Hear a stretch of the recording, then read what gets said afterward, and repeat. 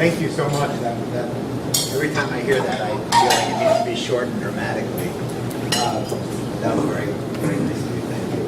And it's great to be here. I love doing these. I was just saying at the table, I've started to enjoy doing these more than my day job.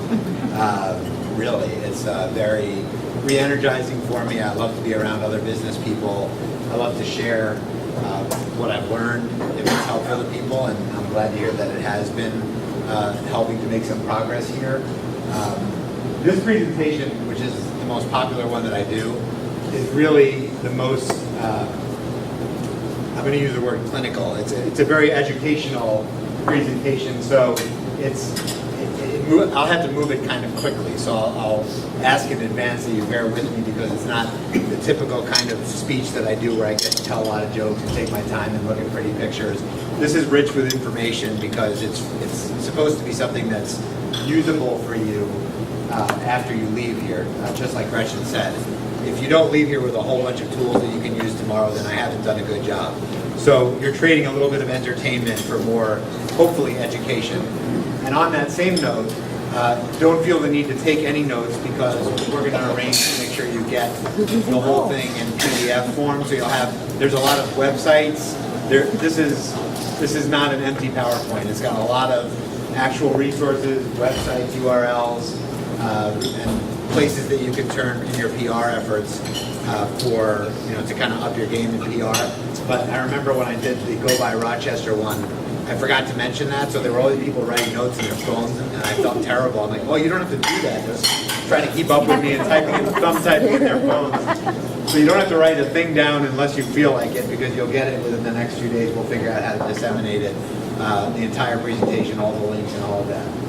And again, I'm going to move. This is kind of geared as a 2-hour seminar. I'm not going to take 2 hours. So if I speak fast and if the slides seem to move fast, it's just out of respect for your time. So hopefully you'll accept it. Won't be as exciting maybe, but more informational. And the other question I'll ask you is, I've learned to ask this question. Are there any PR professionals in here? Good. Not because I don't like them, but because they always disagree with this whole thing and they get angry at me and I offend them, and I don't mean to. I have lots of friends in PR, and I've actually worked with a few PR firms. But the purpose of this presentation is not to suggest that the PR industry isn't a valid industry, because clearly it is.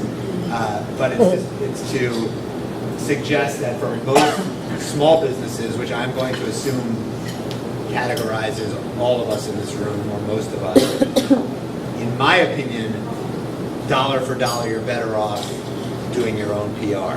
And that's what we're going to get into. So I'm going to get into it pretty quickly. I won't do a lot more background stuff on myself, because you've heard more than probably is actually true. So when I talk about PR, I always start by talking about the value of one big hit. Can everybody see, by the way? If you need to move around, you won't offend me if you need to walk around or whatever. A hit is PR terminology for getting your news story picked up in some form of media, on a website, on TV, local paper, magazine, whatever. So PR people refer to that as a hit. We got a hit on your story in the New York Times. And my PR journey, although I've been doing it longer, but my big revelation came with this particular story about just what it could do for me. Very early into my new business, I started 13 years ago. As you heard, my family, we sold our company in 1998. And I started my current business a couple of years later. And I had really not a lot of money to throw at traditional advertising, or a lot of the things that deep-pocketed companies have. You know, they can just throw money at it: advertising, distribution, billboards, TV, commercials, you name it. I had to shoestring everything, like I'm guessing those of you who own businesses are all too familiar with the need to find less expensive ways to do things just as well as people who spend money. And so PR very quickly became our main tool for getting the word out. We knew we had good products, and we knew we had fantastic customer service, because those are both things that are core to my beliefs and what I do as a business person. But we couldn't advertise, so how were we going to get everybody to know how great we were? So I just decided we were going to be very aggressive about PR. I was going to spend the major portion of my time in the early days nurturing relationships with the press and getting our word out there. So one day I was traveling. This is probably 2 or 3 years into the company's life. I don't remember where I was. I was in some Hampton Inn somewhere. And every morning I'd log on to the computer and see how many visitors came to our website, how many orders there were. To this day, I still do it. And I'll talk in a little while about why it's important that you do that if you have a website. And our website had gone crazy. And we were getting all these orders, and our visits were had gone through the roof. And it turns out I got a phone call from a friend of mine. And he said, "Hey, congrats on the USA Today thing." And I said, "What USA Today thing?" And he goes, "You haven't seen it yet?" Well, because I was in a Hampton Inn, all I had to do was open my hotel door, and it was right there on the floor. And sure enough, on the front page of the business travel section, I grayed out the background just so you could see which product was mine, but I didn't change the size of it. So to give you an idea, it was roughly a third to a half of a page of USA Today. That green bag there, which was this kind of unique gadget bag that we had designed called the Podzilla. And it took up the bulk of the front page of this section. And the result of that was that our website visits were up 1,500% that month. I think we had like a quarter million visitors that month. It's never happened since then, and it never happened before then, but that month was a good one. Yeah, I said 1,500%. I always forget a little reinforcer in there. The product sold out in 2 days. It was the fastest sellout we ever had. And for us, we're not talking about tens of thousands of units. It was whatever we had, hundreds or a few thousand or whatever. It was a lot to us. It was our biggest sales day ever. I think maybe there's been 1 or 2 exceptions since then, but it's pretty much, certainly from a standard inventory product sales day, it was our biggest sales day ever. And the entire cost of this fantastic experience was $17.50, plus or minus. That's the cost of the sample that I sent to the reporter who did the story on the bag. My cost of making the bag. So yeah, there was maybe a shipping cost and some telephone time and some internal intangibles, but I like to say this whole thing, this great day of my life, cost me $17.50. So ever since then, we've really kind of milked this whole PR thing, and I like to think that we probably get more of it than anybody in our industry, and we're up against some very big players, and we are a very, very tiny player in our industry. There are companies doing $1 billion in my category, so we're like this, but we get more press than all of them. From the top row, you see some magazine covers that we've got. In the second row, newspapers. The third row, websites, and the last row, network TV. Good Morning America, Today Show, CBS Early Show. If you name a press outlet, chances are we've been in it. In fact, the only 2 that I know of that I want to be in that we haven't been in, and unfortunately I will probably die without having been in them, are the Wall Street Journal and Wired magazines, both of which are impenetrable. But if you know anybody there, let me know. Walter Mossberg, who writes the technology section of the Wall Street Journal, is very famous if you're in the technology business. He's a market mover. If he even says the name of your company and you're a public company, if he says it in a good way, your stock price will double, and if he says it in a bad way, you'll be out of business. That's how powerful he is. And he's a super nice guy. I've talked to him, but he's really not that interested in laptop bags. He may mention them once every couple of years. And I've sent him samples, and he kindly sends them back with a nice note. And Wired magazine only likes to cover stuff basically that doesn't even exist yet. If people already know about it, they're not interested. They want to be way ahead of everybody else. So, they want to be talking about laptop bags that fly, and I don't have those yet. So other than those 2 outlets, if you name it, TV, CNN, CNBC, New York Times, USA Today, 3 or 4 times in USA Today, we've been in it. And a lot of awards, Editor's Choice, Best of, all those kinds of things. This one was just fun recently. That is really Anderson Cooper. He's that pale. I know it looks like a cardboard. He makes me look like I just went tanning.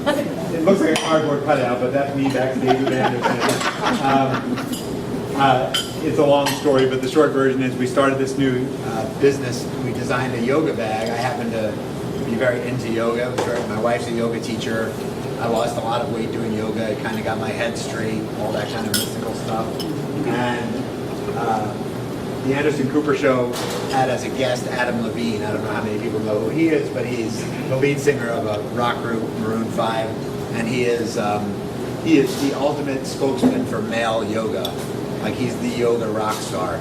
And they had him on the show, and they asked me to make a bag for him, one of our yoga bags with the Anderson's logo on it, and they converted Adam's dressing room into a little yoga studio for him and gave him the bag. So they invited me to come to the show, and I got to sit on the couch next to the stage and feel important for a couple of hours. And it was really cool. But the point of it is not to show that I'm tanner than Anderson Cooper, but the point of it is that the reason this company barely existed, Hot Dog Yoga, we just started it. I mean, none of you know about it. I barely know about it, and I started it. The only reason that they called me is because they read about it on some yoga blog, because we sent that yoga blogger a bag, and they loved it. So and I'm going to get a lot into this whole multiplier effect of PR. So it was one yoga blogger that got us on Anderson Cooper. And then most recently, we were awarded Stella Service Elite, which is an online customer service independent measuring company, kind of like J.D. Powers. Fewer than 5% of companies tested get elite status. So it's a big PR generator for us to have that on our website. And we also were named one of the top Hot 100 websites in the world this year. I think it's a little bit of an overstatement, but I'll take it, by Internet Retailer, which is the dominant magazine for the e-commerce trade. So this is actually the title slide. It took me that long to get to the title slide. The whole theme of all this is how you get big PR on a little budget. And I'm going to assume I don't even need to ask for a show of hands on how many of us are on a budget when it comes to doing marketing for our companies. I'm going to assume that everybody. If you're not, raise your hand. Okay. The first, what we basically have, what I've kind of created is a 6-step plan, a very specific 6-step program for generating and making the most out of PR for the least amount of money. So high value proposition, if you will, for your PR dollar or your time invested, even if you don't invest much money. The first step to understanding how this all works is having a clear understanding of the difference between advertising and PR. Most of you probably do at some level understand the obvious difference between advertising and PR. Advertising is expensive. You have to pay for it, obviously. If you want a billboard on the side of Route 19, if you want a TV commercial, a magazine spot, whatever it is, it's going to be expensive. There's no such thing as cheap advertising. If it works, it's going to be expensive. PR, on the other hand, is as inexpensive as you want it to be, from unlimited amounts of money to next to nothing. And I'll show you how you can do next to nothing, which is what we basically did for years, and still do, really, relatively speaking. Importantly, advertising is self-serving by definition, which means that when someone reads your ad, people aren't stupid, most people, and they know that you paid to send them a certain message. If your ad says that we have the best price on furniture in the area, they know you paid to tell them that you have the best price. They don't necessarily know it to be true. It's a self-serving message. I can say anything I want in an ad. I'm not held editorially accountable, other than truth in advertising laws. You can't just outright lie. If I want to say I have the best computer bags in the business, I can pretty much say that in one form or another, and I'm paying people to read that. With PR, there's a perception of it being more credible because it's news. And that's a word you should keep in your head throughout this presentation, the word news, because by definition, news is something that's reported, that's something that actually happened. It's not editorial in nature, and it's not advertorial or advertising in nature. It's something that theoretically actually happened and somebody is reporting. So you should always think of your PR as you would news. Is this something someone would read about or see on TV? So when somebody else writes about your news, whatever that may be, to the reader it's perceived as being much more credible because it's coming from a third party. But the dirty little secret is that it's not always more credible, because nowadays, with there being unlimited media outlets, we all know there's media overload now, between the internet and, I think basic cable has 7,000 channels now. There is so much capacity for news that people just will put anything out there. And I basically between that and the fact that I've traveled so much, I don't believe anything that I read or see on TV for the most part. I think the default is to not believe anything that you hear on the news until you see some evidence for yourself. But to the general public, if they read it in a third-party media outlet, it's generally perceived as being credible. With advertising, by definition, your reach, the number of people that you can reach, is limited by your resources. So if you only have this much money for a magazine ad, you may only be able to advertise in a magazine with a circulation of 10,000 people, and you may only be able to advertise 4 times. If you have more money, you can have a bigger ad in a bigger magazine with more frequency. And so your money has a direct impact on the number of people you can reach with advertising. With PR, editorial, your reach is potentially unlimited, like my USA Today example, and more examples that I'll give you soon. But theoretically, once you get a hit and you use this multiplier effect that I'll talk about, there's no theoretical end to where one PR hit can get you. Advertising is frequency dependent. If anybody here has spent a lot of time in advertising or done a lot of advertising, you know, and if you don't, you should know that advertising only works in frequency. One ad never ever works. And I continue to fall into this trap after advertising for more than 20 years. I get tempted by the shiny object, like an ad rep will call me and say, I've got a remnant in New York Magazine and I'll sell it to you for $800 instead of $20,000. Like, ooh, I can get a New York Magazine. So I buy one ad for $800 and of course nothing happens. Traditional thinking was that it takes somebody 3 times to even recognize your ad in a publication. So the first time they see it, they'll gloss over it. The second time, they'll start to notice it. And by the third time, when you get that magazine every month, you start to say, oh, there's that ad. So frequency is the only way that advertising works, and frequency equals more money. With PR, one hit can be all it takes. I don't think I need to tell you that USA Today example generated more sales than any ad I could conceivably do in any magazine or outlet. The odds of any advertising that I could even remotely afford having that kind of result are basically zero. With advertising, there's nothing to talk about, and by that I mean the ad is in a cell. It doesn't exist beyond its own borders. You can't say, although some people do, and I've never understood this, they say see our ad in the yellow pages. And I'm like, why would you tell somebody to see your ad? It doesn't make sense. But people have been doing it for decades. But you can't really talk about your advertising. You can reprint it and put it on the counter in your shop or on the wall of your office, but there's nothing to talk about. The ad is your message, so it's self-contained. With PR, you can shout it from the rooftops. I can tell all of you what happened to me in USA Today, and it's a cool story. You think, wow, look at all those sales, look at all those results, there's a story there. So it has continuing value. It's something you can talk about beyond what you paid for. Importantly, nowadays, you all know the importance of online search. I'm assuming for most of you that has some value. And by the way, most of what I talk about has a big national component to it, but there's no reason. If you're only concerned about local PR, all the same rules apply. You just have to reduce the amount of work you do or maybe the scope of your attack, so to speak.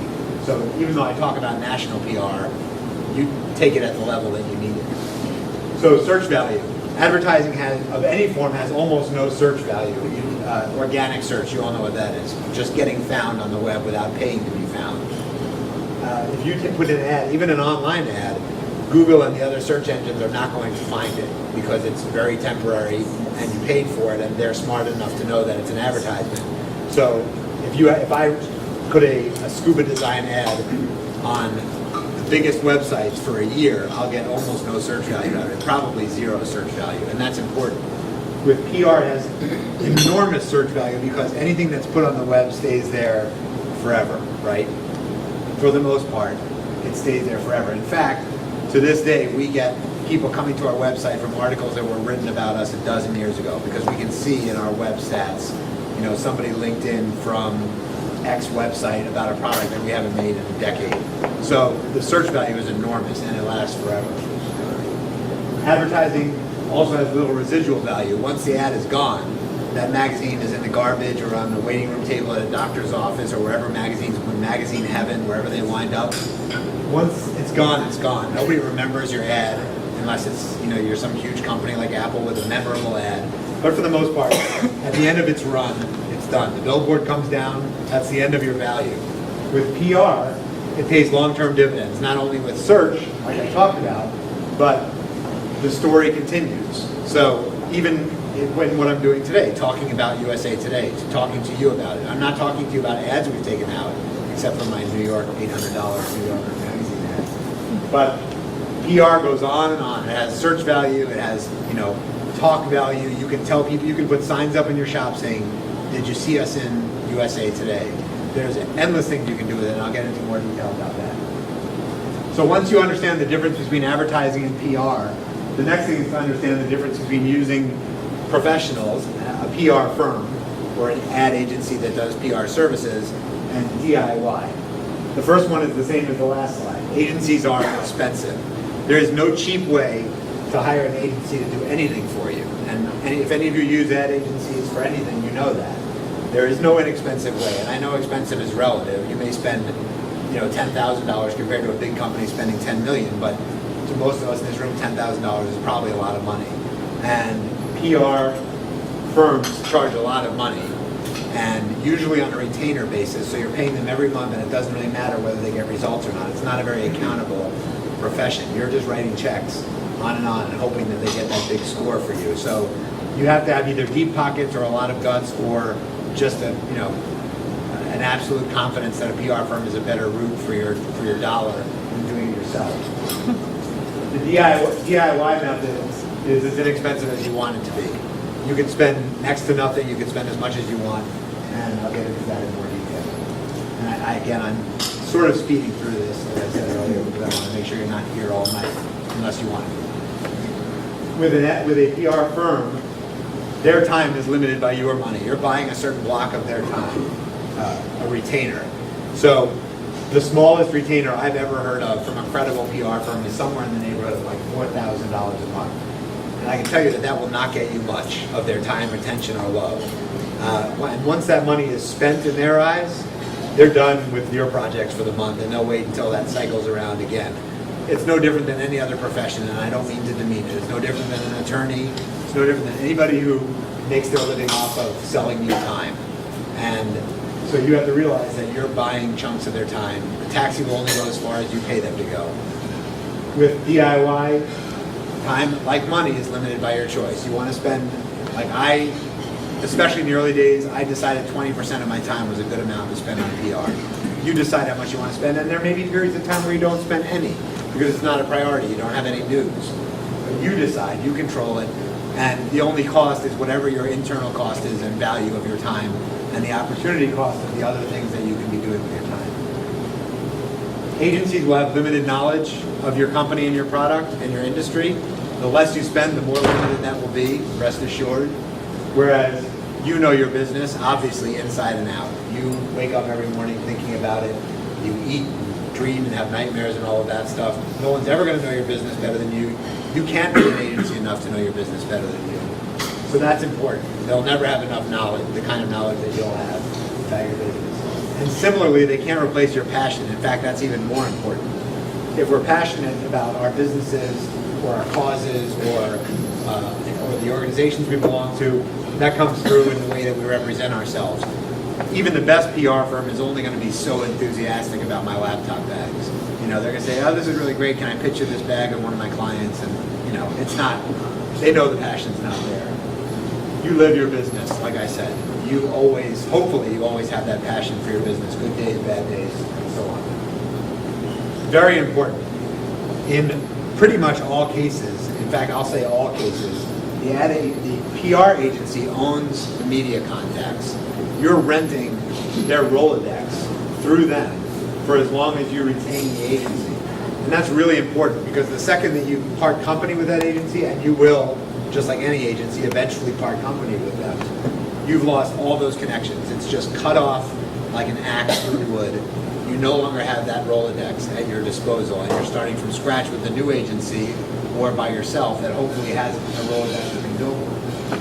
When you do it yourself, the media contacts belong to you. You own, you don't rent. And they become an annuity that build value over the years. And USA Today is a good example of that. I'll talk more about that as well. Increasingly, agencies don't want pitches. Pitches being professional solicitations from PR firms saying, I have a client who has ... Are you interested in the story? In fact, very often nowadays, because there's just so much capacity and everybody thinks they've got news, and every agency is pitching these media representatives constantly, a lot of queries, which is another industry buzzword. A query is when a reporter or a media outlet puts a call out because they need information for a story. And I'll tell you how to get queries. They'll put something out saying, I'm looking for somebody who has expertise in tomato farming. And very often at the end of these queries, increasingly it'll say no agency pitches, please. Not always. Agencies are a big part of the industry, but increasingly they want to hear from us, the person actually growing the tomatoes, not the person who's being paid to talk about the person who's growing the tomatoes. The stories are better that way. So entrepreneurs and business owners are increasingly valuable to media outlets relative to PR firms. So principals are often preferred by the media outlets. So now we get to step one. The first step in the 6-step plan is to know what your news is. And this is, I think, what Gretchen was referring to when I said make everything a news opportunity. You should always be thinking about what is news in your business because you find it in surprising places. If you start thinking with a PR mindset, you start looking all over, whatever your business is, you start looking all over for what may be valid news. And it's more than you might think. You don't always have to have some bombshell of a story to necessarily have news. And here are the places that you can be looking for it. The first, if you're in a product business like mine, is generally new products. Or if you're in a service business, new services. If you own a towing company and you expanded your geographic area, that would be like a new service or something like landscaper who does snow plowing. All those kinds of things. So new products and services are generally your biggest source of news. Major business developments, especially jobs, of course, if you're adding jobs or expanding a facility or growing your geographic reach or anything like that, any kind of developments in your business are always very newsworthy and generally will get coverage. Adding people, that's kind of a low-hanging fruit. Most local newspapers and most local business and chamber newspapers will always run at least once a week, the comings and goings or whatever they may call it, with the little headshots of people who have gotten hired or promoted or moving from company to company.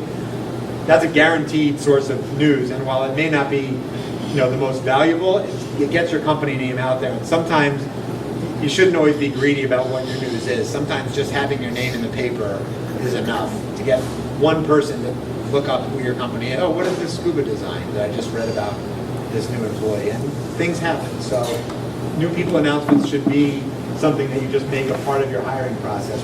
After someone's been there long enough to know that they're probably going to stay, you should get a headshot and have a very short press release and send it out just as a matter of business practice. Charitable activities, this is one of the ones I always put in the risky column. It's something you should be really careful about because charity should be for charity's sake, and you should be very careful about even creating the perception that you're abusing it for commercial means. There's a fine line. There's no reason, there's a saying that talks about doing well by doing good, meaning benefiting from being a charitable company and being a community member, and that's perfectly fine. It's okay to do better in business because you do well in your community. But you have to be careful about manipulating that news for commercial gain. But if you have legitimate charity news, an example being Equitech, since it's the only company name I know here. Equitech in Rochester, let's say Dave's an athlete, right? Let's say they sponsor a race for charity in Rochester. It's perfectly legitimate news to say Equitech has announced it's sponsoring the race for whatever this cause may be. And don't talk about, in conjunction with it, Equitech is also going to be selling its products at a booth next to the starting line. Let that speak for itself, even if you're going to do it. Just say that you're sponsoring a race. People get the idea. It's good news. Events similar to what I just talked about. If you're sponsoring an open house, if you're having one of those polar bear things where people jump in the lake in the middle of the winter, whatever it is, that's perfectly newsworthy. It's not as necessarily going to get covered everywhere, but it's a way to look for news in your business. Expertise. This is an increasingly important area. And by the way, and I think I may have a bullet point on this later, you also don't want to do too much. much, and I think I'll talk about that in the next slide or the slide after that. So this is a list of ideas. I'm not saying go out there and do all of these things as news stories tomorrow, because that's a surefire way to not get any. But expertise is now one of the best sources of PR. There are so, as I talked about, there's so many outlets: cable TV, websites, blogs. I mean, it's just endless capacity now. There's way more capacity than there are stories in the world. And so media outlets are increasingly looking for experts, people who can comment on an industry or on a trend. And it may not be direct press for your company, but it's just as valuable, very often just as valuable. So an example would be, if I make luggage, which I do, someone might perceive me as being an expert in business travel, which I am. So a magazine may be looking for an expert in business travel and turn to me just to give them one little comment, like airlines are clamping down on overhead storage, there's less space, whatever. And that may be all I tell them, but it's going to say, said Michael Hess from Scuba Design, a luggage manufacturer in New York. And that's all the PR I need. So it doesn't always have to be as self-serving as saying you're the best or showing your products. It can be very subtle. Now I'm going to get into some of the resources, the real tools that you can use to do this. And there are names that you're going to see, in the interest of saving some time, there are names that you're going to see repeatedly through the rest of the slides, like PR Web, Vocus, and others. I'll make a blanket statement. These are sort of media PR conglomerates that are mostly online based, and they provide a range of services from free to very expensive, from doing press releases for you to doing mailings to doing full PR campaigns. So they're basically virtual PR agencies. Some of them offer free services, most of them charge at different levels. So I won't keep repeating who these companies are just to save some time, but when appropriate, I'll just mention a certain service that they may offer. These companies, ProfNet, PR Web, which are now one and the same, what they do is they charge on a subscription basis mostly to PR firms, for PR firms to receive queries from the media. So, and ProfNet has been sort of the big daddy of that game for forever. And PR firms subscribe for thousands of dollars a year to ProfNet, and every day they get a fresh list of stories that reporters are looking to cover, and that's how the PR firms pitch their clients. So that's where they would find the reporter looking to do a story on tomatoes on ProfNet. But the good news is that whole process has been democratized, in particular by a website called helpareporter.com, or as people who love it refer to it, Haro, H-A-R-O, and that's what they call themselves. Help a Reporter was started by a well-known marketing guy named, a legend in his own mind actually, named Peter Shankman, very successful actually, who later sold it to Vocus, which is one of these big PR conglomerates, but it's still free. He wanted entrepreneurs to have something like ProfNet at their disposal without having to pay thousands of dollars a year. So the first thing you should do tomorrow when you get to your office, does anybody here use Haro? You probably do, but if you heard it last time. Okay, good. So the first thing you should do tomorrow is go to helpareporter.com and subscribe.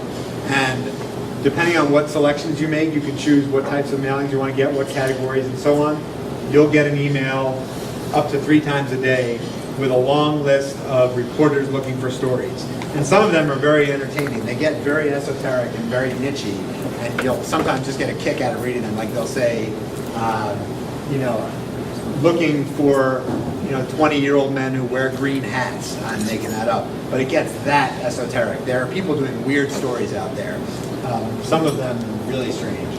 But more than a few times a year, you will find a story that you can credibly respond to as an expert.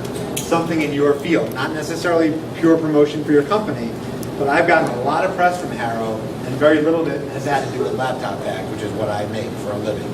I've become the go-to person for this reporter on CNBC when he talks about business travel. And the only press I get out of it is my name gets on CNBC, and I'll take it. And now I'm in his Rolodex as his go-to person. So you'll get these queries, the word I told you before, mailed to you, and you look for the ones that you think you can credibly reply to. Don't reply if you're not qualified, because that'll just make it worse. If you're in agriculture and they're looking for a farming story, you click, it goes right to that reporter. You write them a short note of why you think you can be helpful, be humble, and you have a good chance of getting some press coverage for your company or your organization. And the last source of news is promotion. And every time I do this presentation, I think about taking that last bullet point out, because it's an advanced move, and in fact, I don't recommend it really. You have to be really careful with using promotion as news every day. And they're going to quickly look at maybe the first couple of sentences of yours, see if it's something they want to pay more attention to, and maybe run, the first couple of lines. So the farther down in your press release the information is, the less likely it is to get noticed or run. So if you only have one thing to say to somebody in your press release, put it in the title especially, and in the beginning. So we all want to tell everybody everything about our businesses. We love our businesses. We want to tell them everything, right? But with the media, you can't do that. They're not interested. There's not enough time in the day. The readers aren't as interested as we are. So what's the key thing in your particular news story? The reporter's looking you in the face and says, I'm going to let you tell me one thing, and that's all I'm going to put in this article. So you better think quickly, what's that one thing? And you've got to be willing to give up all the rest. And if that one thing is that, you just opened up,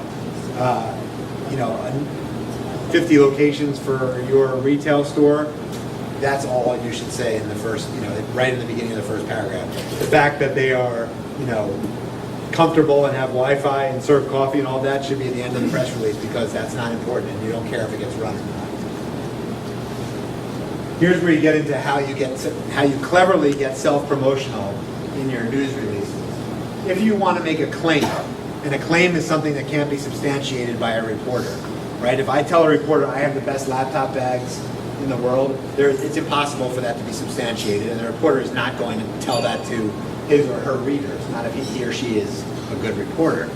So the way that you want to work those claims into your news, right? You want people to know that you think you're the best, or that you have the lightest weight thing, or you have the cheapest snow plowing service, or the best tomatoes, or whatever it may be.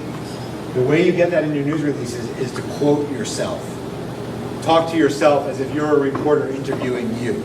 So in your news release, if you want to make an unsubstantiated claim, like if I say this laptop bag is the lightest laptop bag on the market, which it may be, and I think it is, what I would write in my press release is, according to the company, this model is the lightest bag in its class. Or Michael Hess from Scuba Design says, in quotes, we believe this to be the lightest bag of its kind. That will get run, because that's no different than any other interview that you read in the newspaper. You don't know whether what the person's saying is true, but as long as it's in quotes or it's alleged, the reporter is saying, someone told me this, it's perfectly fine, because the reporter is not taking responsibility for that being true or not. So that is how you cleverly work your promotional message into your news releases. Do it carefully, do it professionally. Think of you interviewing you, what would you say, and then quote yourself, or attribute it to a statement made by the company, but never put it as part of your news. So don't say, Acme introduces the lightest bag ever made.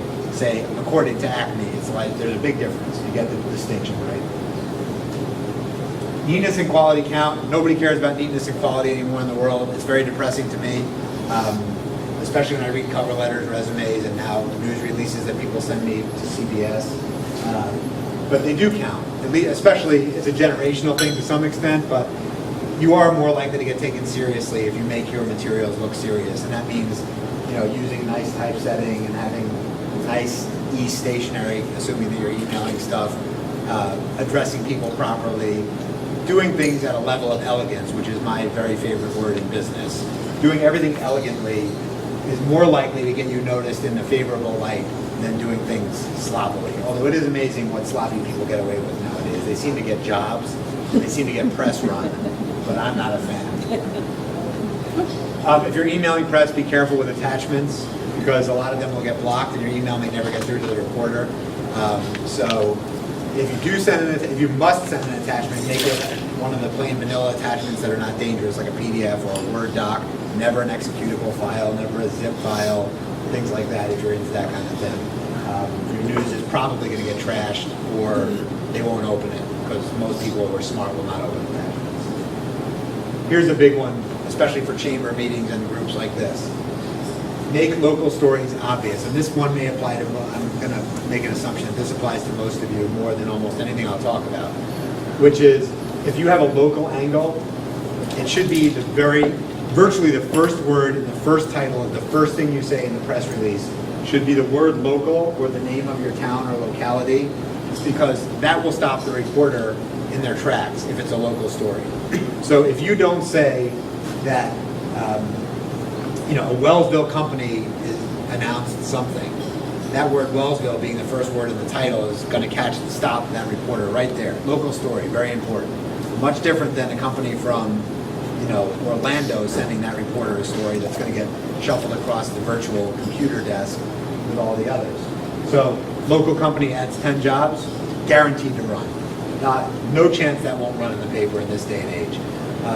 So mention the name of your town, or just use the word local if it's a local story, and it will get run if it's of any credible value whatsoever. And last but not least, my favorite thing, please don't use exclamation points anywhere in business, ever, much less multiple exclamation points. I urge you, the second thing you should do after you subscribe to Harrow tomorrow is pull the exclamation point key off your keyboard.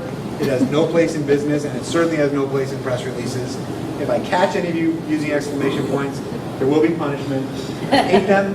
I get them on resumes. I get them in the worst possible places. And the last place in the world they should be is a very tight, targeted database for your industry or your type of business. And it's all very easy to do. Everything has like a code number, so you can say, F is this interest group, and it's T for TV, and it's very user-friendly. You don't have to be an expert in anything to use it. And it's the best place to start building a more professional, in my opinion, a more professional talent list. A step up from that would be prweb.com, which is now owned by Vocus, the companies I mentioned. That's more expensive, and most of the time, depending on the plan you buy, it's not your list, you're renting it. So what happens is you give them your news, and they distribute it to a list that they maintain. The pro side of that is that the list is kept more up to date, because when you buy the Gebby list, the second you buy it, it starts becoming out of date, like driving a car off the lot. It loses some percentage of its value the second you hit that bump leaving the car lot. A press list is the same way. It has diminishing value, and it has to be kept fresh. So the day you buy it, somebody left their job at a magazine and they're no longer a press contact. With these companies, their job is keeping it up to date. So odds are that everyone that they mail to is a valid member of that filter group that you want to reach. But you pay for that, and you usually don't own the contacts. So once again, you pay them every time you want to reach those people, and you don't get to own those contacts. Cision is another big conglomerate. They bought Bacon's. If anybody did PR in the old days, you may be familiar with Bacon's. They were the PR resource, and you had to buy these huge volumes, like encyclopedias, but bigger. And they had in tiny type the names and addresses of every member of the media. And you had to actually have a secretary or a stenographer or whatever go in and enter these things and then send snail mail press releases. It was hard to do. This is only 20 years ago. Now it's all digital, and you pay a lot of money, usually on an annual subscription basis, thousands of dollars for this service. So it's not one for most of us who want to do this cost effectively, unless you have a very major PR effort. And by the way, good time to ask something I meant to ask at the beginning. Does anybody here have an actual structured PR effort in your company already? Couple? Okay, good. And so for most of you, a lot of this will be news. Forgive the pun. Vocus, again, they're a competitor of Cision, and again, lots of money, annual subscription, thousands of dollars. But the good side of it is, if you really want the most, if you want to know that that editor is sitting at that desk at that magazine the day your press comes, then they will do that for you. But it's a lot of money. I don't personally think it's worth it for most companies. No matter which one you choose, whether you're buying magazines at Wegmans or paying $2,000 a year for a subscription, you want to make sure you update your lists regularly if you own the lists. They diminish over time, as I just mentioned. So if you get a bounce back from a reporter or a request to be removed, don't ignore it. Aside from annoying the reporter if they ask to be removed, if they don't exist anymore, you're wasting your time and money mailing to them. So you want to keep your contact list fresh, just like you do your customer database and things. Don't send stuff to people who don't exist or who won't pay attention to it. Now you have your list, so you've built this great database. In my case, I think we have 6,000 media contacts, and that sounds impressive, but out of those 6,000, there's maybe 200 that are really, really, really important, and the rest are bloggers. And although you never know, a blogger can make a big difference nowadays. But however big it is, if you're very locally oriented, it may be 10. And if you are international, like we are, it could be 6,000. Whatever it is, you need to get it out to those people. And again, going in order of cost effectiveness. Well, sorry, the first thing is make sure it's targeted, of course. Make sure that you have your lists filtered, that you're not just doing this shotgun approach and sending your news to everybody in the world, because sooner or later you're just going to annoy more people than you're going to satisfy. So don't just say, I'm going to send my news to every magazine. You know, if you make tennis equipment, don't send your news to Golf Digest or whatever. Then decide if you want to email or snail mail. This sounds funny because a lot of people think, well, why would anybody send something by post nowadays? You know, it won't even be at the post office soon. But increasingly, for some situations, especially local news, snail mail will get more attention. It's a lot more work and it costs more. But in particular for local news, where you may only have 6 outlets, newspapers and the 3 local networks and the business paper, sending something by, you know, how many of us get anything important by mail anymore? So you notice it when you do. You throw out all the junk, and then there's the one thing, usually a bill, that you have to pay attention to. So sending a nicely done press release with a picture or a sample if it's cheap enough, I'll talk about that, by mail to a reporter sometimes can be effective. It's kind of counterculture, zigging when other people zag, but don't rule it out. So decide how you're going to send it. If you send it yourself by email, let's assume we're doing this by email, it can be from free to a little bit of money. There are some limitations. You can't send unlimited amounts of email usually through your own service provider. You'll get blocked because they'll get flagged as a spammer, and they'll have all of their, it's getting too technical, but all of their IP blocks can be blocked because they'll be known as a spammer. So in other words, if you use Time Warner or wherever you use, and you send too many emails, Time Warner can be flagged as the source of spam. So as a result, most email programs are limited, or service providers are limited. I can never mail to 6,000 people with one email. I probably can't mail to 60. So you have to be aware of that. But mailing yourself, of course, is free to a couple of dollars if you use postal service. And there's also some software that'll let you do bulk mailings yourself. We use vertical response. It's one of many. You may have heard of Constant Contact. A lot of people use them. And there are others out there. And basically what they are is they're a virtual Rolodex. They keep your databases, and it's free. Everything about it is free, except when the mailing, you pay for the mailing. And there's 2 different ways that works that I'll explain in a second. But you upload your databases to vertical response. They all work the same way. And you give them names. And when you do a mailing, they'll merge and purge so things don't get duplicated. So I may have one reporter on 6 different lists. Let's say, you know, they're on my sporting goods list, and they're also on my adventure travel list, but it won't send the same press release to that reporter twice. It's smart enough to know better. And also, if people opt out, it will never mail to them again, so you have no risk of breaking any spam laws or spam best practices. So vertical response, the reason I use vertical response is because they're the only one that I know of that still has a pay per mail option as opposed to a subscription.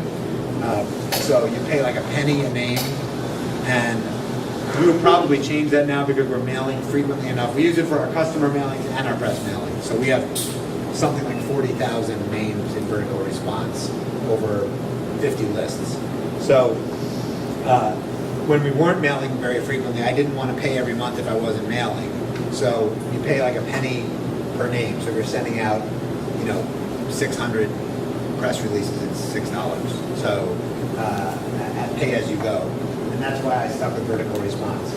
Most of the others, Constant Contact and their competitors, go by a all-you-can-mail plan. You pay a certain amount every month, up to a certain size database. I think usually it's like 20,000 or 40,000. That's the maximum size you can have in your database, and you can send as much mail as you want. So we'll be switching to that soon because it's now at the point where it costs less to do that than individually. Again, PR with is a higher level service, and you don't own the list. So with the other ones, they're your list. With that one, you get a fresher list, but it's not your list. Decision and focus, same thing. More money, better list, not your list. Almost done. We're almost to step 6. Once you've sent your press out, know how to follow up. This is really critical. This falls into the category of press relations, and it's an important skill to have if you really want to maximize the amount of pickups and hits that you get in your PR. This is the #1 pet peeve of any reporter if you ask them, including me, and I'm not even a real reporter. I write commentary for CBS. I don't report news. But don't send those emails that ask someone if they got your email. They hate that. Because #1, yes, they probably did. And #2, if they didn't, tough luck. They're reporters. You need them more than they need you, unless you're Apple. For the most part, you need them. So don't hound them. As I said, if you hound them, you lose them. They hate being pestered. They got your news. If they're interested, they'll contact you or they'll run it. If they're not interested, sorry, you didn't get a hit. Deal with it. But many, many people will send a press release and a day later say, did you get my press release? And if you want to make sure it doesn't get run, that's a good way to start. Understand and respect media egos and pet peeves.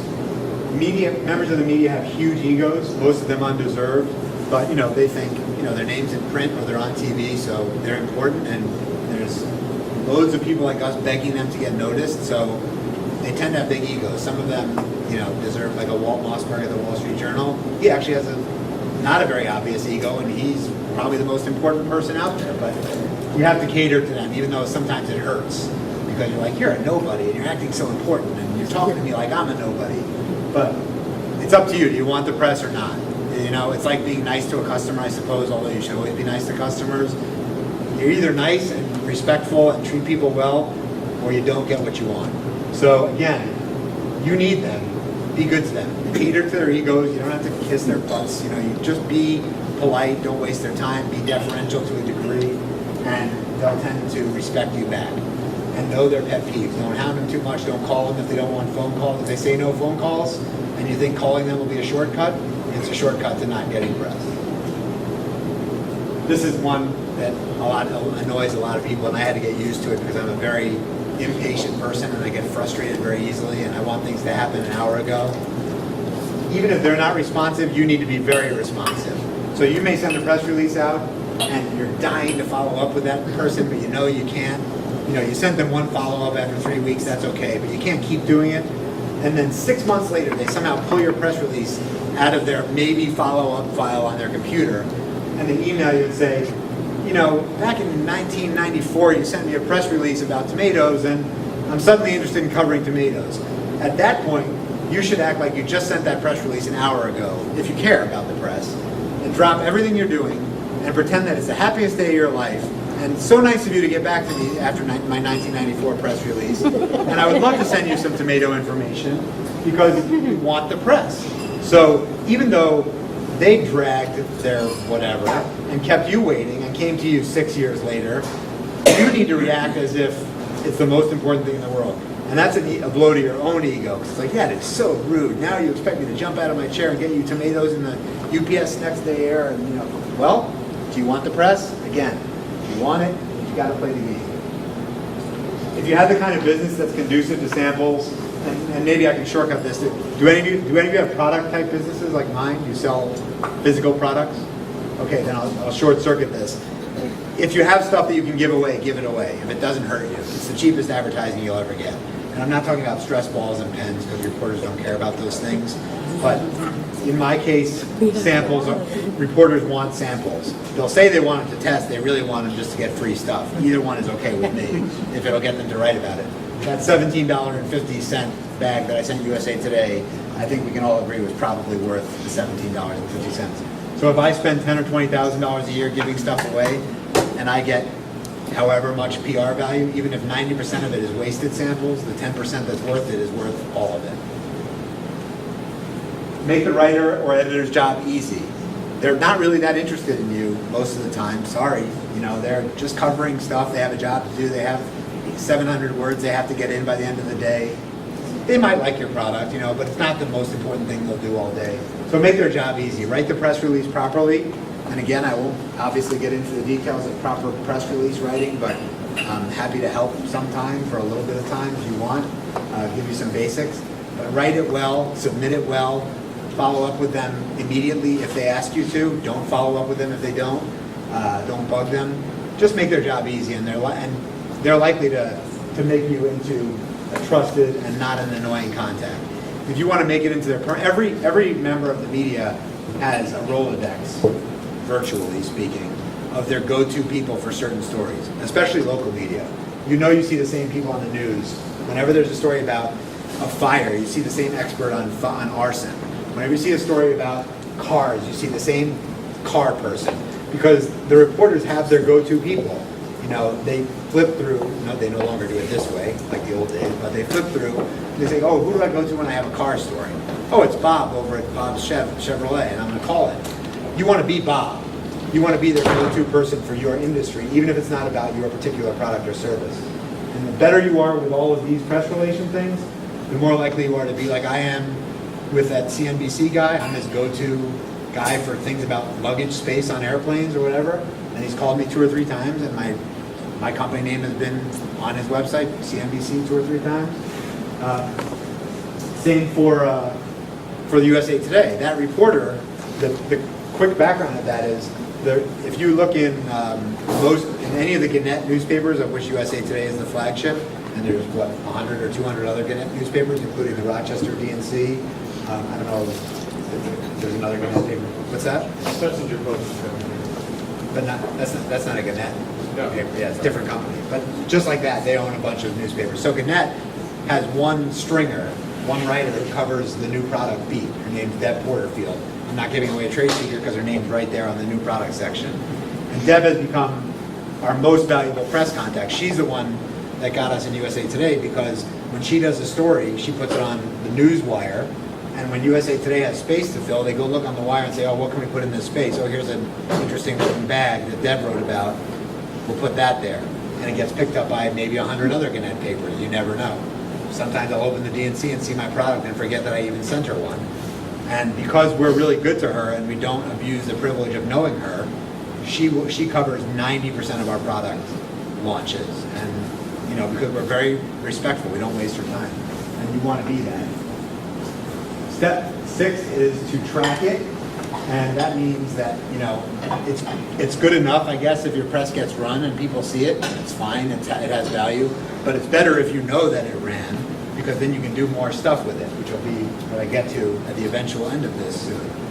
You want to know that you're getting press, and you want to know where it came from, because knowing that opens up other tools for you to use in your marketing efforts. And there are a lot of different ways to find out where you're getting press, and many of them don't cost anything.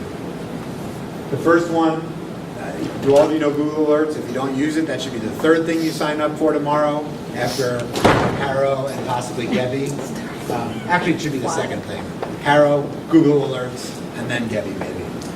Google Alerts basically proactively emails you news anytime keywords that you put in that you want to know about are run online, and it catches the vast majority of them. So you go into Google Alerts and you put in, for example, your company name, of course, all of the types of products and industries that you're involved in, your competitors' names, anything where there's a chance that you'll be involved, you want to know about it. And then the number of times a day that you specify, or once a week, or as it happens, you'll get a Google alert, and it'll give you a link to every story relevant to the search terms that you put in. And we find a lot of our news that way. Oh, check it out. This newspaper in Idaho wrote about our bag. We would never have found out about it if it weren't for Google alerts. Nowadays, social media, which is almost becoming a cliche term, but you all know how important social media is, and that's Facebook, Pinterest, Twitter, all of those things, it's basically the new word of mouth, right? If someone says something on Facebook, and if it's good enough, 1 million people know about it 3 seconds later. So it's really important. But Google and most other search engines don't really track social media. They don't see what's going on Facebook. So there's a whole new an industry that's kind of cropped up around searching social media. And there are free ones like socialmention.com and addictomatic.com and wildfirehat.com And they specialize in searching like Google does for your terms, but in the social media environment. So if you want to know if people are talking about you, you want to subscribe to those as well. There are paid services that do the same thing, Alterian, PRWeb, and Vocus. They all do paid social media search. I mentioned Alterian because it's a locally founded company. Actually, a friend of mine founded it and sold it for a lot of money to a European, actually, no, not one of these, to a big European company. So I just always throw them a plug, even though he doesn't work there anymore.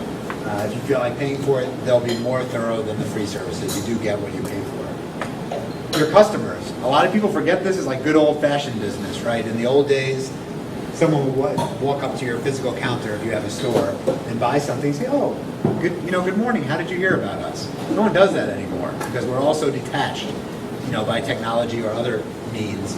But your customers are often a great source of finding out where your PR is getting run. And I can't tell you how many times someone has called us or emailed us or gone on our live online chat and said, I just saw your bag in, Good Housekeeping, and I was curious if you have it in blue. You didn't know we were in Good Housekeeping, thanks for telling us. So it's a good practice if you have the opportunity, if you're talking to customers online or if it's better yet face-to-face, and they came in and got something and you're curious about how they found out about you, just ask, how'd you find out about us? So, sometimes you'll find out something you didn't know. And once you've tracked it, the real magic is to milk it. So this is where everything comes together and turns into magical marketing that gets you a big product sellout or 1 million customers in your front door the next day. Again, getting the story is great. It has a certain lifespan. It's got search value. It's got all the things that we talked about. And it's good enough for most people. It's fun. If you get covered in the New York Times, that's great in and of itself. But it's better if you can make that last for weeks or months or years and use it in all kinds of different ways to magnify its inherent or intrinsic value. So here are some ways you can milk it. I call this the double dip. It's like a 10-point maneuver. No, it's actually really easy. This is, again, local news. I'm assuming a priority for almost all of you. If you get national news, it makes great local news. Stay with me here. A lot of times you'll see on the local TV or in the local paper a story about a company that had something great happen to it on a national or international level. So if you got recognized in a major national media outlet, turn that into a new press release and send it to your local media. Because especially in small towns like ours, and we're all from relatively, even Rochester, Syracuse, Buffalo, they're relatively small towns. We all know the names of our high school athletes, and they're pretty small towns. So if I got a write-up in USA Today, I wouldn't hesitate to send a press release to the local media and say, local startup, gets major coverage in USA Today or something like that. And there's a good chance they'll cover that too. So you just got 2 stories for the price of 1. And a lot of people don't think about that. Local news media want to hear great things about local businesses, especially in our economy and especially in our region. Good news for local companies is really important news because there isn't enough of it. Always spread the word on your website and social pages. I shouldn't even have to say that, but it's amazing how many companies either don't have a page on their website of their latest news or press coverage, or worse yet, they have one but they don't keep it up to date. If your most recent news story is like from September 4th, 2007, you should probably take that page down because that makes you look worse than not having a page at all. People will think you're out of business. You shouldn't do it. Keep it up and keep it fresh or don't have it at all. And here's another one a lot of people don't think about. All your collateral materials, your advertising, if you do advertise, use little bugs in the corner if you want an award. Like we won a Consumers Digest Best Buy Award a couple of years ago. That's pretty big. So if you take out an ad or you have some other collateral materials, put that little icon if you're allowed to. Some places make you pay for it, but get away with what you can. And spread your news in other areas. Even your invoices, if you won an award or if you're recognized as the best in your industry, use all those touch points with your customers. Put a sticker on your packages, put it on your packing list. Use it on the signature line of your email. That's a big one. I do it. If you get an email from me, it's got a link to my CBS column because my CBS column links back to my website and it gets us a lot. It's the 3rd or 4th biggest source of visits to my website. So it doesn't hurt my business that I write for CBS. And there's a clickable CBS logo in my signature line. So don't ignore it. You're reaching out. I get 150 emails a day, not including spam. So I write some number comparable to that per day. Every one of those people, you know, is someone who I want to know our story, or many of them. And if it's always in my signature line and it's clickable, that's a source of free publicity. And banners, signs in your store, little stand-up easels, you know all those things. But again, they're things that we often don't think about. So you want to take that news and turn it into more. And believe it or not, this is the last slide. And what that all adds up to, all this fast talking and bullet points that I just did, is what I call the PR circuit. You do a press release, I get to use my laser pointer, my handy device here. So there's your press release that you sent out. And that's great. That went out to various media sources. So it went out to TV, newspapers, magazines, and of course, web, bloggers, and so on, major websites. And that's enough. Like I said, if some of them cover it, that's great. You're already ahead of the game. But where it really gets great is when this happens. And that's when they feed off of each other, and they do. Everything eventually winds up online, 99.9% of it. And once it's there to stay. Because there are millions and millions and millions of websites. So they pick up a story, and then another website picks it up from them, and it becomes this, viral again, to use a cliche. But TV is always looking for stories, so they read the papers. The papers are looking for stories, so they see what's trending online. So if your story gets picked up in one form of media, if you play your cards right, it starts to create this kind of endless cycle of getting covered for ages, and then you get the kind of response that I talked about, where literally, I would say every day, and I can say it fairly confidently, every day we get visits to our site from people reading articles that were written 5 or 10 years ago about us that are just still online. They did a Google search for something, that article came up because it lives forever. They came to our site, the product doesn't exist anymore, but we got them. They're in the store. So now we got that person where we want them because they read an article that was originally a magazine, got picked up by a website, and lived forever online. So that is the whole process. Now you're all experts on how to get your own PR. And again, I crammed that in, not too bad. I think I crammed it into an hour and a half, maybe. Faster than I normally would like to, but I hope you grabbed the important nuggets out of there and that you got some things that you can use. In my experience, this is the most popular presentation I do by far. And generally, people tell me afterwards that there's always at least one thing that every company can use in there. You may not be able to use all of it, but if you walk away tomorrow, and as Gretchen has done so successfully, you use one tool and it gets you a bunch more PR, or gets companies to come look at your area for doing business, then it was worth even that one little nugget. So I hope it was helpful to you. It's very kind of you to stay so late in the rain, as I can tell, and listen to all that. And I really hope that you can go out there. I'm going to be looking for your news, so I expect to see stories about all of you. And you will get an email or some way of getting this as a download. There's more if you want to, if you nothing to do, you can read my CBS articles or go watch my videos at that website, but that's my self-promotional blatant piece of advertising. And with that, are there any questions about anything? Anybody have any other resources they've used that I didn't mention they want to share with the group? No?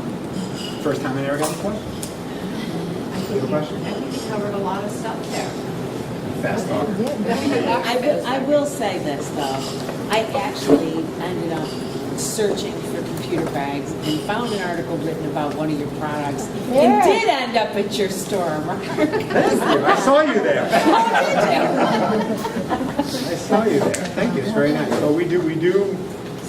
People think we're a lot bigger than we are, and it's all because of that coverage. That's another value of it, is that, if you ask anybody how big scuba design is, I guarantee you they think we're 10 times bigger than we are.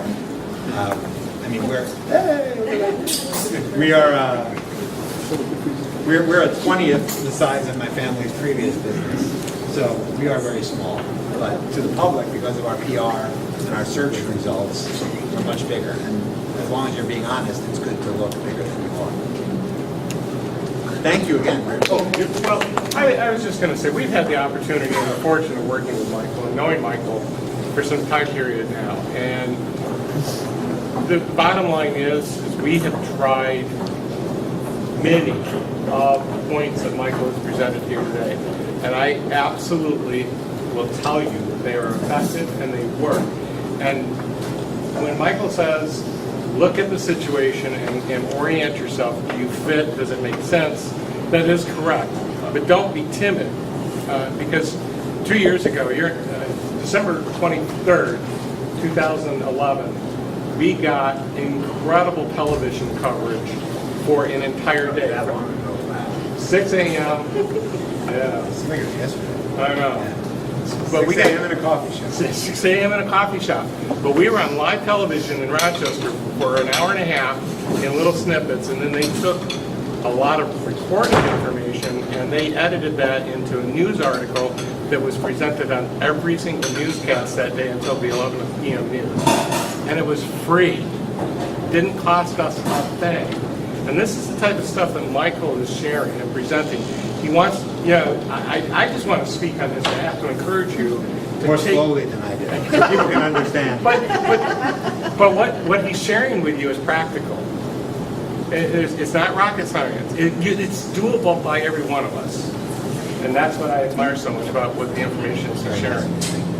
We all can do this. So I'm curious, for my own growth purposes, because I always want to make sure these things are useful, and please be honest, I'm a big boy, you won't hurt my feelings.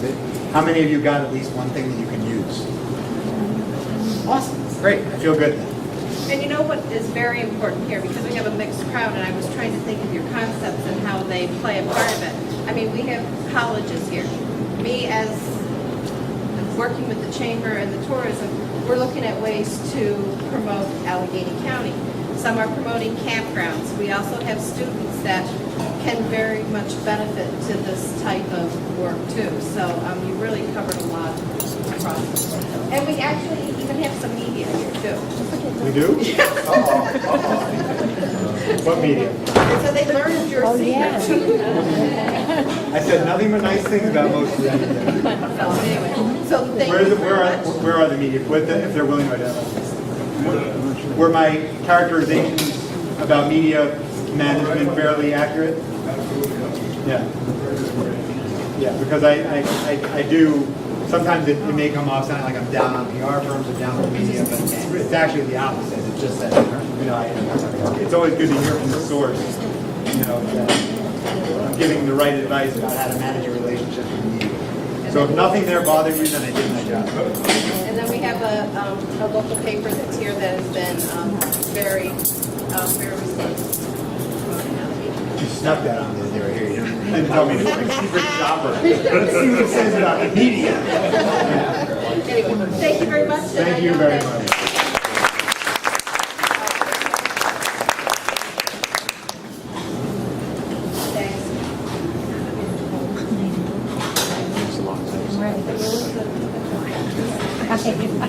We also have a bounty of the county box, and it's locally produced products in here. A laptop bag? It is. We'd like to share the lightest in the industry. We'd like to share that with you guys. I love that. And we also, we'll set it up there.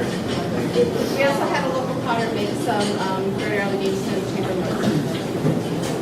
Well, since my Thank you very wife much. breaks mugs as quickly as I buy them, they will definitely come in. People say that. And then Judy, you are doing the rest of the gifts? Yes. Okay. Thank you very much. Thank you so Michael. much. Thanks again.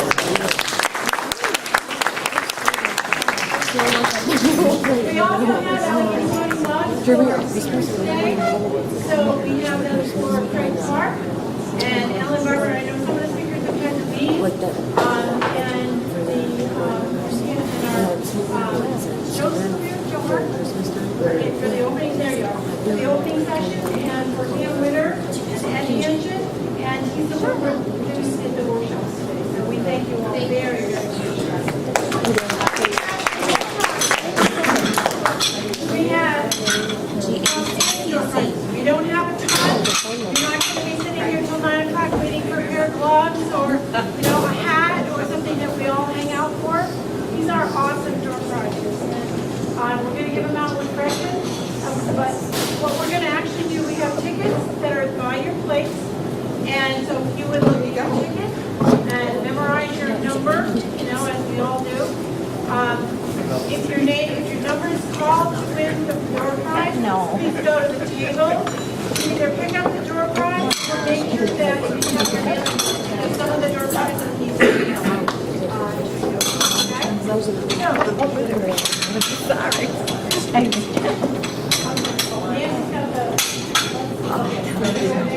First door prize is a donation from Parts Jewelry in Wellsville, $50 Number is 300934. I know we lost. Have to be quick.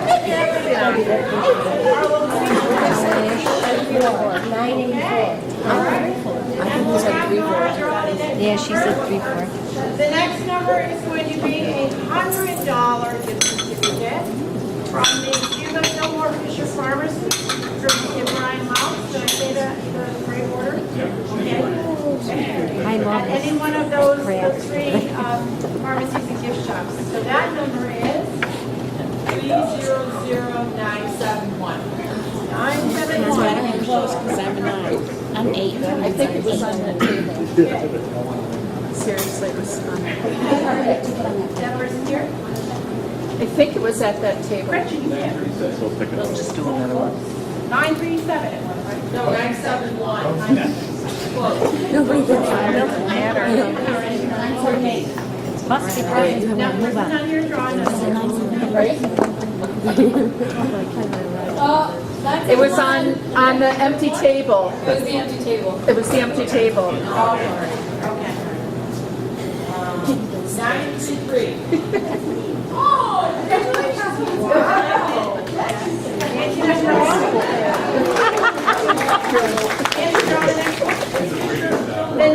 The next door prize is a free night's lodging for 2 people at the Inn in Oak Creek, beautiful hotel in New York. And that number is 940. Wow, congratulations. The next prize is also a free night's lodging at the Lodge Bed and Breakfast in Canyandia. Beautiful bed and breakfast, lodge decor, and that number is 998. Is it one of these? You picked it up. Oh, you got it. Okay, great. Heather. You got it. One of these. Ah, you got your keychains. Can I The look? next prize. The kids were working on it yesterday. Is, again, a free night of lodging for 2 at the Saxon Inn, They found it. courtesy of Alfred University, and that number is 300987. That might be yours. No, you can't turn it around. There, yay! Gina, both- Yeah. And our last prize is a $100 certificate from Diamond Dreams in Wellsville, New York. So we have some awesome prizes. We thank all our donors so much. And that number is, Jean's gonna draw it. Everybody's gonna love or hate Jean. One person's gonna love her. Yeah, I did. I guess maybe I did. 980. Oh, sweet! All right. Here, Nancy. Well, yeah. Oh, So much. where are you going?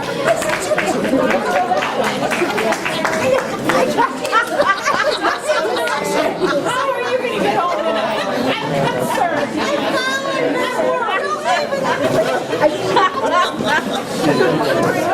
That was quick.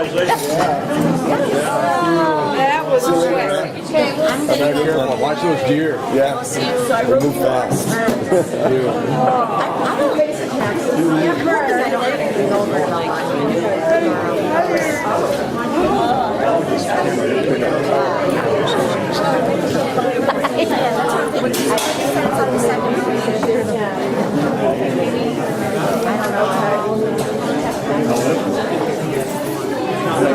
Thank you. Take care.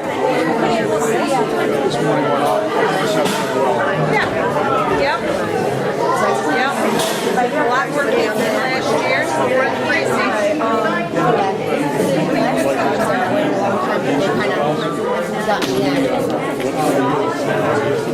Yeah, we've already talked about. Yeah. Yeah, usually, oh, you mean the chamber?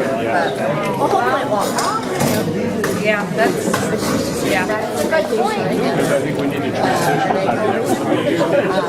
See, they couldn't do it. Ours was already set, but they added on. I didn't know if there was telling her husband yet. They're embracing people too, so that's how I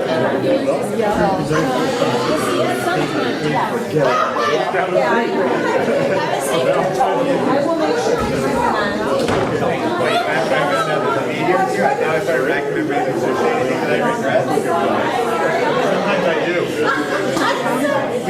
We haven't been doing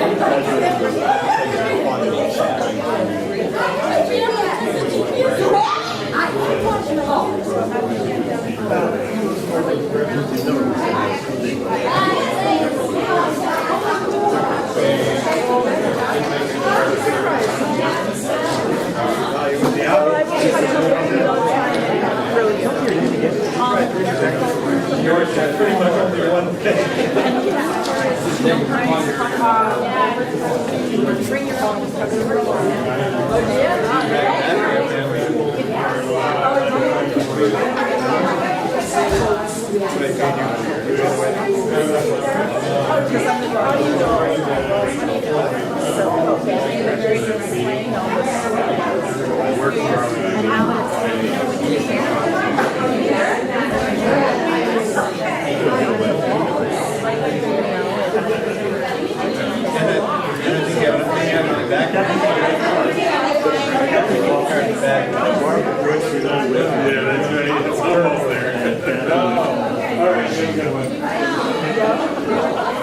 Sorry, so we would say, what's your recommended weight?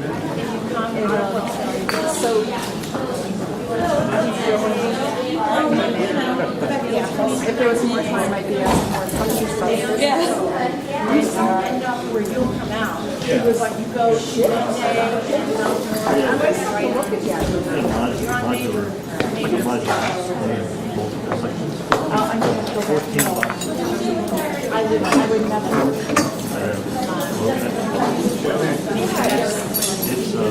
We shopped as well. We found